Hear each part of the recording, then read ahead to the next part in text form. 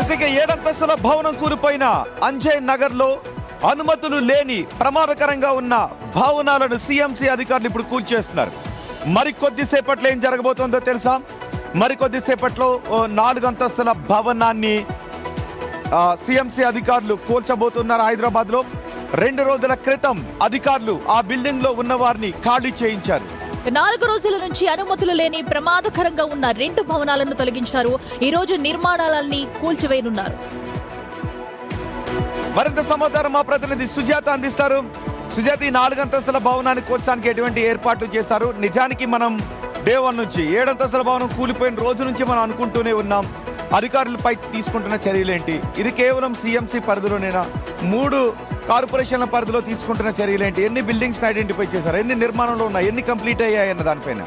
So ఇప్పుడు ఏం చేయవచ్చు? టోటల్గా యాక్షన్ ఏంటి? ఈ 4 అంతస్తుల భవనాన్ని కూర్చడానికి గ్రౌండ్ ప్రిపేర్ చేశారా?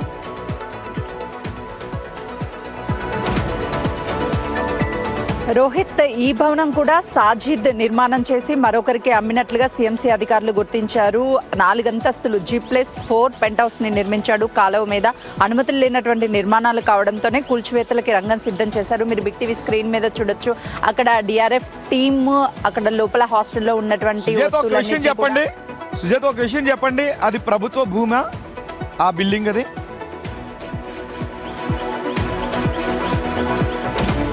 ఇక్కడంతా చాలా వరకు అసైన్డ్ భూములు ఉన్నాయని చెప్తున్నారు. కానీ ఈ నిర్మాణం కట్టింది నాలా మీద కట్టారు. అనుమతులు లేనటువంటి నిర్మాణం కావడం. నాలా మీద కడితే కార్పొరేషన్ అధికారులు కళ్ళు మూసుకున్నారా? నాలాల మీద నిర్మాణం కడితే కళ్ళు మూసుకున్నారా? అప్పట్లో జిహెచ్ఎంసీ అధికారులు కానీ ఇప్పుడు 3 కార్పొరేషన్లుగా మారాయి. Malkajgiri corporation, Cyberabad corporation, GHMC. కళ్ళు మూసుకుంటున్నారా? ప్రజలు కడుతున్న ట్యాక్సులను జీతాల రూపంలో తీసుకుని అకౌంట్లలో వేసుకుంటున్న అధికారులను మిమ్మల్ని అడుగుతున్నాం. కళ్ళు మూసుకుని కూర్చున్నారా? 4 అంతస్తుల భవనం నాలా మీద కడితే ఏం చేస్తున్నారు? రాత్రికి రాత్రి ఏదైనా మంత్రగాళ్ళకి వచ్చి నిర్మించారా భవనాన్ని? మీరు చూడలేదా? జనాలు కడుతున్న ట్యాక్సులతో మీరు ఎంజాయ్ చేస్తున్నారా? పొద్దున్న టిఫిన్, సాయంత్రం మధ్యాహ్నం భోజనం, సాయంత్రం భోజనం చేసి ఇలాంటి వాళ్ళకు లంచాలు మింగి బిల్డింగ్స్ అనుమతులు ఇచ్చి కళ్ళు మూసుకుంటున్నారా?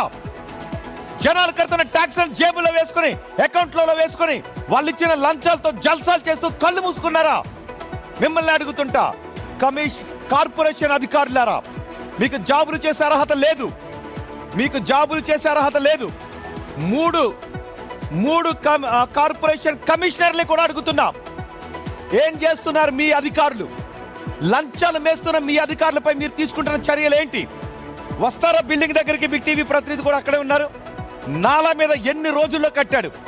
దానికి ఎంత ట్యాక్స్ వసూలు చేశారు? ఎంత లంచాలు తిన్నారు? ఇప్పుడు దాన్ని కూల్చుతూ ఉన్నారు. కానీ కట్టిన అధికారుల ఎన్ని ఆస్తులు సంపాదించారో దాడులు చేయగలుగుతారా? ఎస్ సుజాత. రోహిత్, మీరు చెప్పినట్లు నాలా మీద కట్టడం రాత్రికి రాత్రే కట్టినట్టు భవనం కాదు. ఎన్నో సంవత్సరాలు పడుతుంది. ఆ రోజు సిఎంసి పరిధిలో ఉన్నటువంటి టైంలో నిర్మాణాలు చేస్తుంటే అధికారులు ఎందుకు పట్టించుకోలేదని చెప్పి చుట్టూ ఉన్నటువంటి వాళ్ళు ఆగ్రహం వ్యక్తం చేస్తున్నారు. అధికారులకి డబ్బులు ఇస్తే చాలు, ప్రభుత్వ భూమైన నాలా అయినా నిర్మాణాలు చేసుకోవచ్చానని చెప్పేసి ప్రశ్నిస్తున్నారు. ఆ రోజు అనుమతులు ఇచ్చినటువంటి అధికారులను వెంటనే సస్పెండ్ చేయాలి. ఇప్పుడు ప్రమాదం జరిగింది కాబట్టి ఈ భవనాలంతా అక్రమం అని చెప్పేసి యాక్షన్ తీసుకుంటున్నారు. గతంలో మేము అనుమతులు ఇచ్చేటువంటి సమయంలోనే అబ్జెక్షన్ చేశాము. G+1 అనుమతులు ఇచ్చినా కూడా కొన్నిటికి అసలు అనుమతులే లేవు. అయినా 7 ఫ్లోర్లు 8 ఫ్లోర్లు. ఇప్పుడు మ్యాటర్ ఇంతవరకు వచ్చింది కాబట్టి ఇప్పుడు అధికారులను సస్పెండ్ చేస్తున్నారు. ఇది ఇంతటితో ఆగిపోదు. నెక్స్ట్ వచ్చే అధికారులైనా కరెక్ట్ గా వర్క్ చేయాలంటే, ఎలాంటి లంచాలు లేకుండా, ఇలాంటి వాటికి పర్మిషన్ ఇవ్వకుండా ఉండాలంటే ఏదో ఒక కఠినమైన చర్యలు తీసుకుంటేనే కానీ వారిలో మార్పు రాదు. ఎందుకంటే మనం కూడా గ్యారెంటీ ఇవ్వలేం నెక్స్ట్ వచ్చే అధికారులు ఎలాంటి లంచాలు తీసుకోకుండా అనుమతులు ఇవ్వరని. మరి వారికి ఎలాంటి చర్యలు తీసుకున్నారు?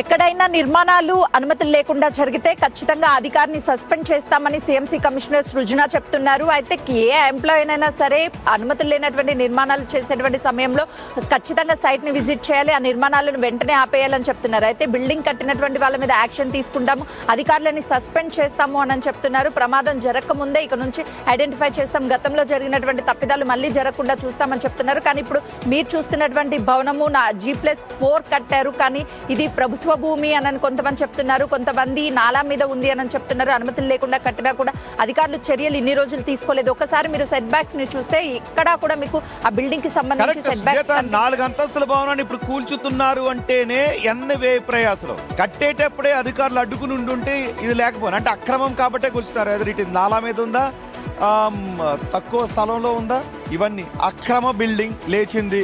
సాజిద్ కట్టాడు, అధికారులు అనుమతి ఇచ్చారు.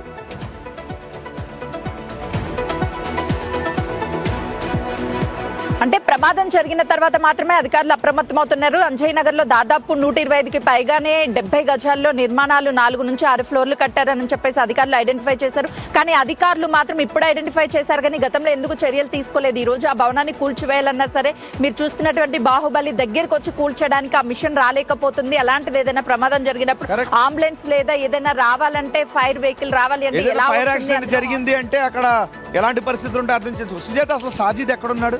సాజిద్ దొరికితే ఫస్ట్ అడగాల్సిన క్వశ్చన్, ఎంత లంచాలు ఎవరెవరికి ఇచ్చావు? ఈ అక్రమ నిర్మాణాలు కట్టడంలో ఎంతెంత లంచాలు ఎవరెవరికి ఇచ్చావు అని అడగాలని అయితే అనిపిస్తుంది. అసలు సాజిద్ ఎక్కడున్నాడు సుజాత? సాజిద్ ప్రస్తుతం పోలీసుల అదుపులో ఉన్నారు. సాజిద్ ఈ బిల్డింగ్ తో పాటు ఎన్నో బిల్డింగ్లు కట్టారని ఐడెంటిఫై చేశారు కాబట్టి ఆ బిల్డింగ్ల మీద కూడా యాక్షన్ తీసుకుంటామని అధికారులు చెప్తున్నారు. సాజిద్ కట్టినటువంటి సమయంలో చాలా మంది అధికారులు తనకి సపోర్ట్ చేసినట్లు కాబట్టే ఇంత నిర్మాణాలు చేశారు అని చెప్పేసి అటు అధికారులు కూడా భావిస్తున్నారు. కాబట్టి అతను చేసినటువంటి నిర్మాణాలకి సంబంధించినటువంటి లిస్ట్ ప్రిపేర్ చేస్తున్నారు. ఆ సమయంలో ఉన్నటువంటి అధికారుల మీద కూడా యాక్షన్ తీసుకుంటామని చెప్తున్నారు. అంటే ప్రమాదం జరిగితేనే కాదు యాక్షన్ తీసుకోవాల్సింది, ముందుగానే యాక్షన్ తీసుకోవాల్సింది అని చెప్పేసి స్థానికులు చెప్తున్నారు. ఇప్పుడు సిఎంసి యాక్షన్ ప్లాన్ ఎలా ఉండబోతుందో చూడాలి. Right Sujatha, thank you. Yes, ఇప్పటికైనా అధికారుల తీరులో మార్పు రావాలి. ఏదైనా ఇష్యూ జరిగినప్పుడు అక్కడికి వెళ్ళి ఏదైనా దాని మీద వెంటనే చర్యలు తీసుకుని అక్కడికక్కడ అధికారులను సస్పెండ్ చేస్తే ఇది వర్కౌట్ అవుతుంది ఖచ్చితంగా. ఇలాంటి అనుమతులు ఇచ్చి ఆ రోజు ఆ టైంలో అనుమతులు ఇచ్చి బిల్డింగ్ నిర్మాణం జరుగుతున్న టైంలో డ్యూటీలో ఉన్న అధికారులందరినీ ఐడెంటిఫై చేసి రిటైర్డ్ అయిపోయినప్పటికీ కూడా ఇప్పుడు ఆల్రెడీ సాజిద్ ని అదుపులో తీసుకున్నారు కాబట్టి నేరుగా సాజిద్ నే క్వశ్చన్ చేస్తే ఎవరెవరికి ఎంత మొత్తంలో లంచాలు ఇచ్చాడు. సాజిద్ ఒక్కడు 4, 5, 7 బిల్డింగ్లు కట్టాడు. సాజిద్ లాంటి వాళ్ళు సిటీలో చాలా మంది ఉంటారు. సాజిద్ కి అనుమతి ఇచ్చిన అధికారులు 3 కమిషనరేట్ పరిధిలోనే ఉన్నారు. సో వాళ్ళందరినీ తీసుకొస్తే కనుక ఇంకా చాలా మంది బయట